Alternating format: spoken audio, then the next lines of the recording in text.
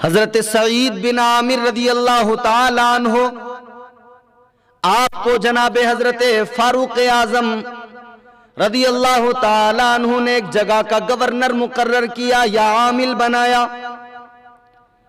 اور آپ کا طریقہ تھا کہ جن کو عہدے عطا کرتے ان کے بارے میں لوگوں سے حال بھی دریافت کرتے رہتے تھے، جیسے جیسے وقت گزرتا لوگوں سے معلوم کرتے رہتے تھے کوئی شکایت تو نہیں ہے۔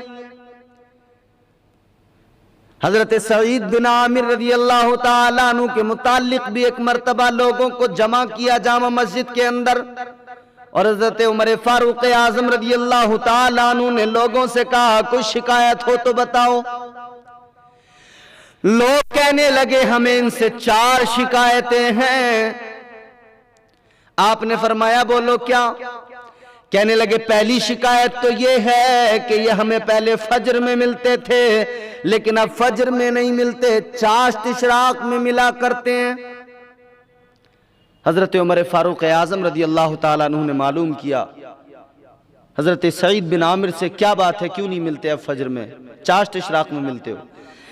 کہنے لگے حضور میں پہلے فجر میں ملتا تھا اب نہیں ملتا، اس کی وجہ یہ ہے کہ میری بیوی بڑی بیمار ہے، میری زوجہ میری منکوہا 40 سال اس نے میری خدمت کی ہے، اب بیمار ہے۔ جس نے میری اتنی خدمت کی اگر وہ آج بیمار ہے تو کیا میری ذمہ داری نہیں بنتی ہے، کیا میرا حق نہیں بنتا ہے کہ میں اس کا خیال رکھوں، میں اس کا دھیان رکھوں، میں اس کے کام کاج کروں؟ کہتے ہیں امیر المومنین کوئی اور معلوم کرتا خدا کی قسم کبھی نہ بتاتا، لیکن تم معلوم کر رہے ہو، بتا رہا ہوں۔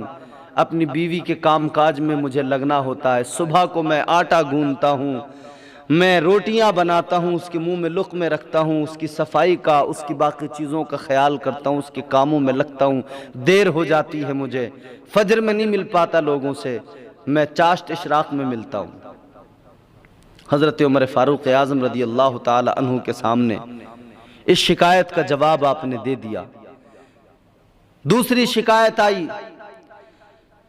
لوگ کہنے لگے دوسری شکایت یہ ہے کہ پہلے پورا ہفتہ ہمیں ملا کرتے تھے اب ہفتے میں 1 دن نہیں ملتے، 6 دن ملتے ہیں 7ویں دن ملتے ہی نہیں ہیں۔ حضرت عمر فاروق اعظم رضی اللہ تعالیٰ عنہ نے جب معلوم کیا تو کہنے لگے عمر اگر یہ لوگ مجھے یہاں پر رسوا نہ کرتے تو کبھی کسی کو پتہ نہ لگتا، یہ حال میرا رب جانتا ہے میں جانتا ہوں، لیکن آج بتانا پڑ رہا ہے۔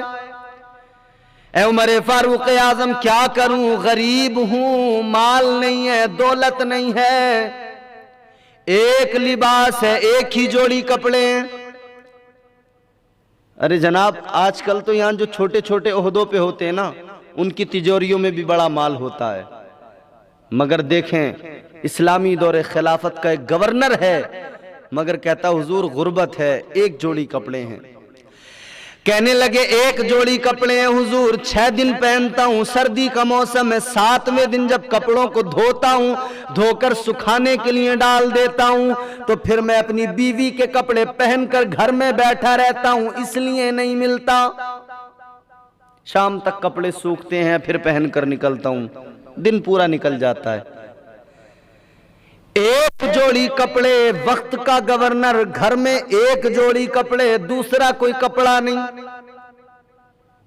یہ ہمارے جو آج حکمران ہیں یہ سرکاری عہدوں پہ بیٹھے ہیں، انہیں شرم آنی چاہیے، انہوں نے تجوریاں بھر لی اپنی، غریبوں کا خون چوس رہے ہیں، ذرا ذرا معاملے میں رشوت اس قدر عام ہو گئی۔